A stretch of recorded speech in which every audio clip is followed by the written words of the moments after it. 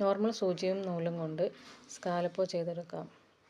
അതിനു വേണ്ടി ഒരു ചാർട്ടിലോ ഒരു പേപ്പറിലോ ബോട്ടിലിൻ്റെ അടപ്പിൻ്റെ പകുതി ഭാഗം, അല്ലെങ്കിൽ നിങ്ങൾക്ക് സ്കാലപ്പ് എത്രയാണോ വലിപ്പം വേണ്ടത് അതിനനുസരിച്ച് കാൽ ഭാഗം വരച്ചെടുക്കാം. ഇനി കാർബൺ പേപ്പർ വെച്ച് ക്ലോത്തിലേക്ക് മാർക്ക് ചെയ്തെടുക്കാം. ഞാനിപ്പോൾ ഷോളിൻ്റെ സൈഡിലേക്കാണ് ചെയ്തെടുക്കുന്നത്. മാർക്ക് ചെയ്തതിന് ശേഷം ഫ്രെയിമിലേക്ക് സെറ്റ് ചെയ്തെടുക്കാം.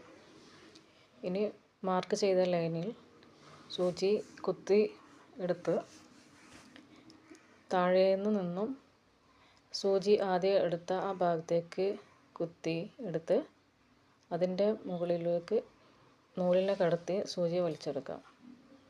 ഞാൻ പറയുന്നത് മനസ്സിലായില്ലെങ്കിൽ വീഡിയോ കണ്ടു കഴിഞ്ഞാൽ നിങ്ങൾക്ക് മനസ്സിലാക്കി എടുക്കാൻ പറ്റും. ബ്ലാങ്കറ്റ് സ്റ്റിച്ചാണ് ഇത് ചെയ്യുന്നത്. വളരെ ഈസി ആയിട്ട് ചെയ്തെടുക്കാം. ഞാനിത് ആങ്കർ ത്രെഡ് 3 ഇഴ നൂലാണ് എടുത്തിട്ടുള്ളത്. സിൽക്ക് ത്രെഡും ഉപയോഗിക്കാം. ഞാൻ ആദ്യം മാർക്ക് ചെയ്ത ഭാഗം ഒന്ന് ശരിക്കും ക്ലിയർ ആവാത്തത് കൊണ്ട് തന്നെ ഞാൻ തുന്നിയെടുത്തത് ഒന്ന് വളഞ്ഞു പോയിട്ടുണ്ട്. നല്ല രീതിയിൽ ചെയ്തെടുക്കാൻ പറ്റുന്നതാണ്. സാധാരണ രീതിയിൽ ഇത് എംബ്രോയിഡറി മെഷീൻ കൊണ്ടോ ആര്യ വർക്ക് ആയിട്ടൊക്കെയാണ് ചെയ്തെടുക്കാറുള്ളത്. നോർമൽ മെഷീനിൽ ആദ്യമായിട്ടാണ് ഞാൻ ചെയ്തെടുത്തു. എനിക്ക് സക്സസ് ആയി. അപ്പോൾ നിങ്ങളെയും കൂടി വീഡിയോയിലൂടെ കാണിക്കാമെന്ന് കരുതി.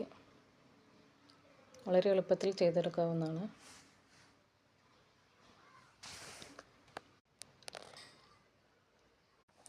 ഈ എംബ്രോയിഡിങ് വളരെ എളുപ്പത്തിൽ ചെയ്തെടുക്കാം. വളരെ ഭംഗിയുള്ളതുമാണ്.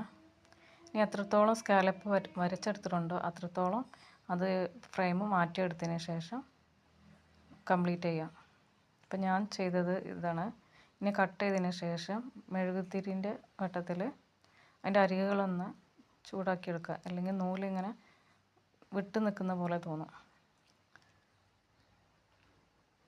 വളരെ ഭംഗിയുണ്ട് ഇത് ചെയ്തെടുത്തിട്ട്.